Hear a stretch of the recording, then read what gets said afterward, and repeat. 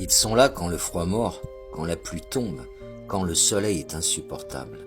Souvent même malades, ils continuent, parce que le système a décidé qu'ils ne pouvaient pas se le permettre. Cette vie demande du courage, une force que peu imaginent. Ils vivent dans l'incertitude permanente, la météo, sécheresse ou inondation, qui peut tout leur prendre en peu de temps. Souvent, ils n'ont pas de vacances, avec la non-reconnaissance. Mais malgré que c'est un métier rude, les feignants qui gouvernent, sans cœur, leur rajoutent en permanence. Les prix chutent sans prévenir, les factures qui arrivent, elles sont toujours à l'heure. Et les normes, qui sont toujours nouvelles, les nouvelles normes. Ces normes dessinées par des graduides, incapables de se baisser pour nouer leurs chaussures, dans toute leur puissance, sans aucune honte et sans pitié, ils décident de les affliger toujours plus. Tels des cancers qui rongent, ces politiques empilent les règles inapplicables et incohérentes. Ils se donnent le droit de décider sans jamais s'être tapé une heure dans un tracteur, sans jamais avoir nettoyé la merde du bétail dans une étable. Ils décident depuis des bureaux climatisés, parlant d'agriculture comme un concept abstrait qui n'existe pas dans leur monde, ce qui leur permet d'imposer des sacrifices qu'ils ne feraient jamais eux-mêmes.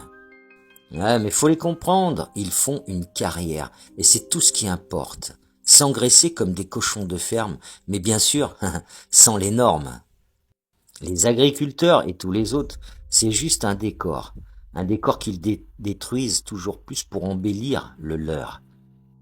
Mais il faut bien comprendre qu'au-delà de l'insulte et du mépris de l'agriculteur, c'est tout un peuple qu'ils insultent, chaque citoyen. Car en détruisant nos agriculteurs, ils rendent le pays dépendant, fragile, vulnérable. Un pays incapable de se nourrir est un pays faible. Peut-être que l'ENA a oublié d'enseigner ça, hein. Mais non, ils le savent très bien.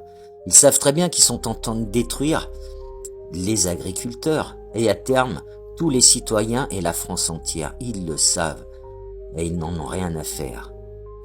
Parce qu'ils préfèrent protéger les lobbies, tous ceux qui veulent mettre la main sur tout et qui finiront par empoisonner encore plus. Pour finir, malgré les tonnes qu'il y a encore à dire, à écrire, s'il y avait une possibilité en quelques phrases de faire comprendre, je dirais, tant que ceux qui nous nourrissent pleurent, nos consciences doivent hurler. Le courage des paysans nourrit le monde et nous montre le chemin. La corruption des décideurs détruit le monde et nous mène sur le chemin du chaos. Les champs des agriculteurs sont nos vies, nos assiettes. Leur combat est donc notre combat. Bien à toi, cher agriculteur.